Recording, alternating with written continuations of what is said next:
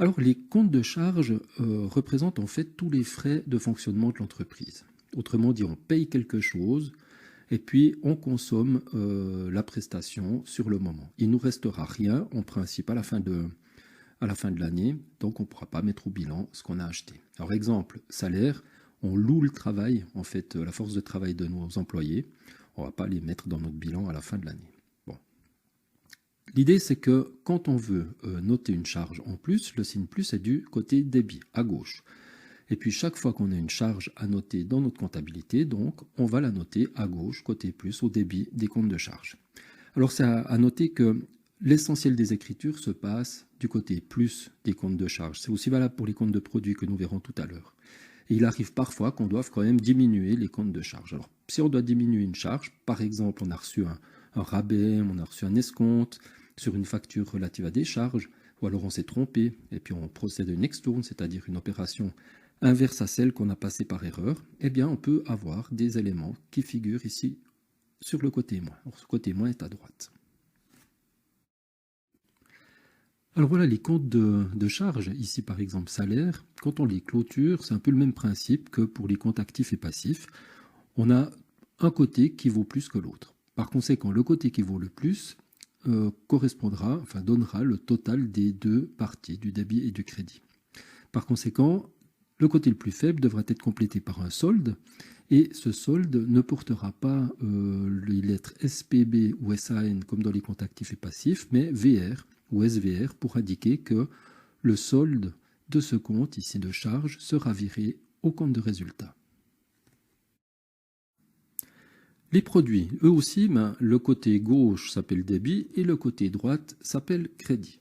Alors ici, les produits, c'est tout ce que nous rapporte en fait notre activité. Alors ici, on a un compte qui s'appelle par exemple honoraire. C'est par exemple une prestation qu'on offre à nos clients. Si on est médecin, on les soigne. Si on est avocat, on les défend ou on s'occupe de leurs affaires. Et du coup, on leur facture des honoraires. Si on avait été carreleur, par exemple, eh bien, on aurait fait des travaux chez les gens. On aurait pu appeler ce compte produit des travaux. Si on avait été à une entreprise de transport, on aurait pu appeler ce compte produit des courses. Alors, quand on doit noter un produit, le côté plus est ici à droite, côté crédit. Alors, comme pour les comptes de charge, l'essentiel des opérations qui toucheront les comptes de produits seront en principe écrites du côté plus. Alors cette fois, c'est à droite, contrairement aux charges où c'était à gauche. Et puis là aussi, il peut arriver qu'on note des éléments en moins, par exemple si on accorde des escomptes à nos clients, par exemple, ou si on s'est trompé, eh bien le côté moins sera du côté débit. Pour les comptes de produits, pareil, il y a un côté qui est plus important que l'autre. Ici, c'est ces 80 000 francs portés au crédit. On clôture avec le total le plus important, qui donne les totaux des deux côtés, et on complète par un solde du côté le plus faible. Et là aussi, ce solde portera les lettres VR ou SVR et non pas SPBSAN, car le solde d'un compte de produit est viré dans le compte de résultat, d'où le VR viré à résultat. Alors voici enfin les comptes de résultats pour lesquels on constate que la partie gauche s'appelle également débit et la partie droite s'appelle également crédit. Alors on dit les comptes de résultats parce qu'il peut y en avoir plusieurs dans une entreprise, mais souvent il y en a un qu'on appelle le compte de résultat. Alors le but d'un compte de résultat est de regrouper les charges et les produits. Autrement dit, ce que rapporte l'activité de l'entreprise, les produits, eh bien, viendront ici. Ça veut dire qu'on clôture les comptes de produits et qu'on vire leur solde dans le compte de résultat.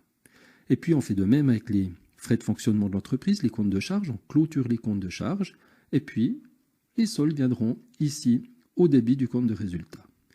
Et puis ainsi, suivant que les produits sont plus grands que les charges ou que les charges sont plus grandes que les produits, on obtiendra le résultat de l'année qui s'appelle un bénéfice ou une perte.